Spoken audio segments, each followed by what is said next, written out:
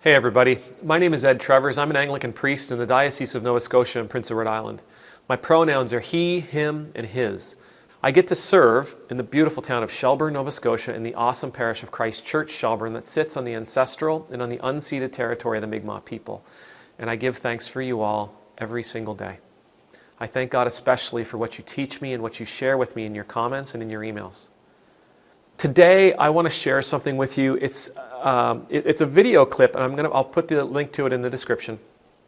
It's a video clip that I found the other day. It's an interview that a CBC reporter did with an actor by the name of Paul Sun-Hyung Lee. Now, if you don't know that name, the name of the actor, you may know his character, Mr. Kim. He's one of the stars of a CBC show called Kim's Convenience. If you haven't seen it, check it out. It is one of the best things on television, I promise. The bottom line is, Mr. Lee, Paul, if, by the way, during this, I confuse who he really is to his character, Mr. Kim, deepest apologies. It is just my absolute admiration for his skill and for what he does, and for the brilliant character that he portrays and brings to life. Anyway, didn't want to talk about Kim's Convenience all that much. I want to talk about his new show, The Mandalorian. It turns out he was invited to play a character in Disney's show, The Mandalorian, from Star Wars. And apparently he is a huge Star Wars fan. He in this interview, he talks about going and seeing Star Wars with his dad and with his sister when he was 5 years old, being amazed about growing up in it. As an adult man who is currently acting in Kim's Convenience, he still does cosplay. He makes his own uniforms, he makes his own gear, his own helmets. As he says it, he is a giant nerd. But one of the things about this interview that you see is as he's talking about Star Wars, and check it out, I promise it's there. As he's talking about Star Wars, as he's talking about his experiences of seeing it, his love for the show, he talks about his encounter with somebody who's working on the set and with Dave Filoni, I think he's like the writer, the producer. You can see his inner 5-year-old start coming out. He's so excited. He's so excited by the subject matter. He's so excited by the universe. And he's absolutely thrilled, over the moon, that he's a part of it. There's one part in the interview where he's talking about being an actor. He's an adult at this point. He's in the acting world, and he goes to see the prequels, so the late 90s and early 2000s. And he thinks, wait, maybe there's still hope. I could be in it. And then in the interview, you see his face change. And he says, no, they've already made the movies. It's too late.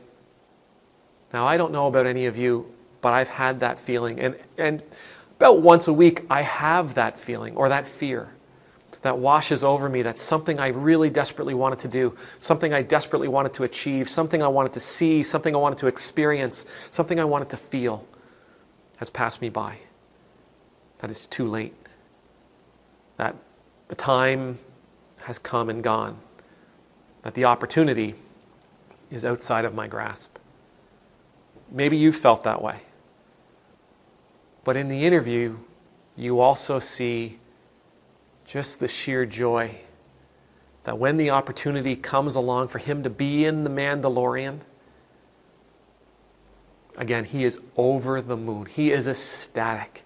And his little 5-year-old, that little inner 5-year-old inside of him, it bursts out with joy.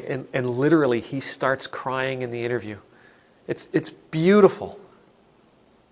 When I first seen it, the thought, after I got beyond what I had just experienced, my first thought was, wow, that interview just articulated in its way what I hope to achieve in ministry here in Shelburne or anywhere else, wherever it may lead me. What if I can be a part? What if I can be a part of helping people realize that those dreams that they had, that those desires they had, that those opportunities that they feel might be past them, that they're not. That they're right there, they're still available. They're waiting for them. What if I could be a part of helping somebody achieve those things? Helping somebody try, if nothing else. That is a driving force in my life here. And I think it should be a driving force in the life of every Christian. I think it should be a driving force in the life of every church. That we say, okay, because in church we talk about this transformational encounter that we have with Jesus that leads us to a new life. Well, what if our goal as a church was to show people that those opportunities, that new life is still available for them out there where they are? Not necessarily about accepting Jesus, but rather that the life they've been living that isn't sort of cutting the mustard for them, that the dreams that they felt have moved beyond them, that have escaped their reach. What if we could restore the hope that those things are still possible? What if we were able to transform lives, not just spiritually? What if our goal was to transform lives physically, emotionally? Where people literally are able to live the life they dream of living. To live for the purpose that feeds them, that helps them get out of bed in the morning. What if we were able to do that?